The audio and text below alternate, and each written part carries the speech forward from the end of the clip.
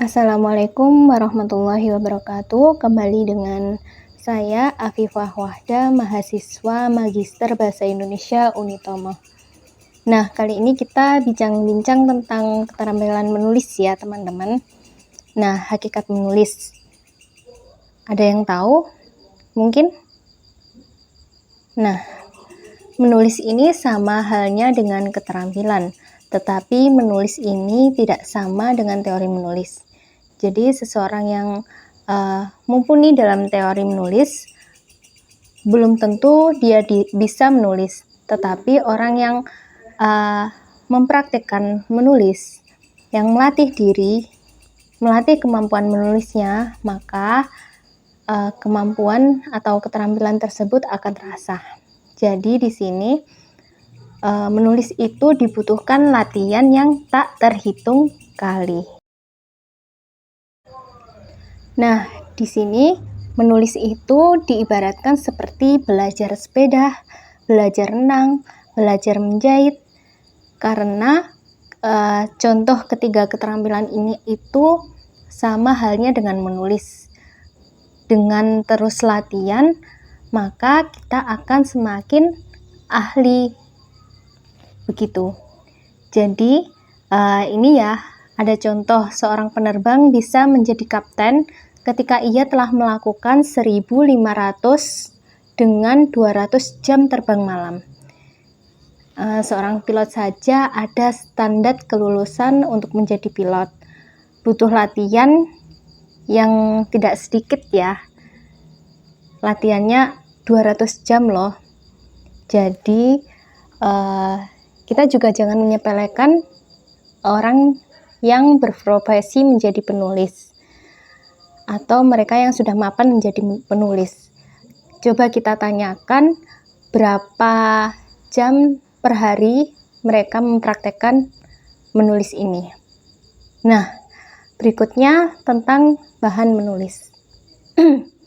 Apa saja bahan kita untuk menulis? Nah, menulis itu seperti memasak. Jadi selain seperti belajar sepeda, berenang tadi, menulis itu juga seperti memasak. Ketika kita memasak, dibutuhkan bahan dan cita rasa. Bahan apa saja yang kita butuhkan untuk menulis? Ketika memasak kita membutuhkan bahan-bahan misal menggoreng tempe, ada laru, ada garam, dan ada air. Menulis itu juga seperti menjahit, dibutuhkan pola dan seni yang khas. Mulai dari mencari ide atau gagasan, kemudian kita mengeksekusi menjadi sebuah tulisan. Tentu setiap orang atau setiap penulis akan mempunyai cara penceritaan yang berbeda-beda. Nah, inilah yang dinamakan pola dan seni yang khas. Nah, ya seperti penjahit ya. Penjahit itu setiap model jahitan pasti membutuhkan pola yang berbeda.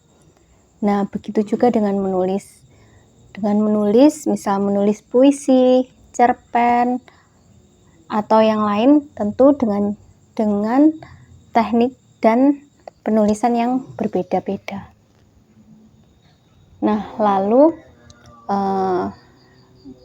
sama dengan apa lagi ya kira-kira menulis itu? Atau sebenarnya bahan menulis itu apa saja? Setelah ini kita akan berada di slide selanjutnya, yaitu tentang bahan menulis. Menurut Budi Dharma dalam diskusi di Galeri Indonesia Kaya, tidak ada penulis yang murni menuliskan karyanya bersumber dari buah pikirannya sendiri.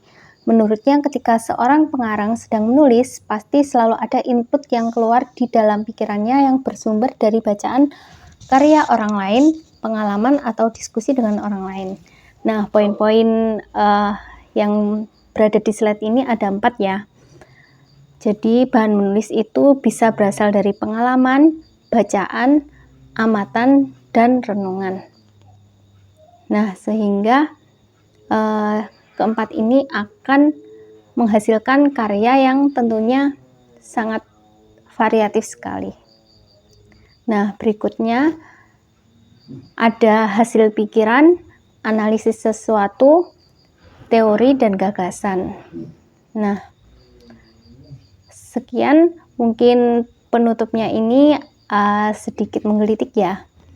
Cuma perlu satu buku untuk jatuh cinta pada membaca. Cari buku itu, mari jatuh cinta. Najwa Shihab. Jadi balik lagi dengan pengalaman saya dulu, saya membaca karena menemukan satu buku yang membuat saya ketagihan membaca buku lain, yaitu buku-buku bertema psikologi populer.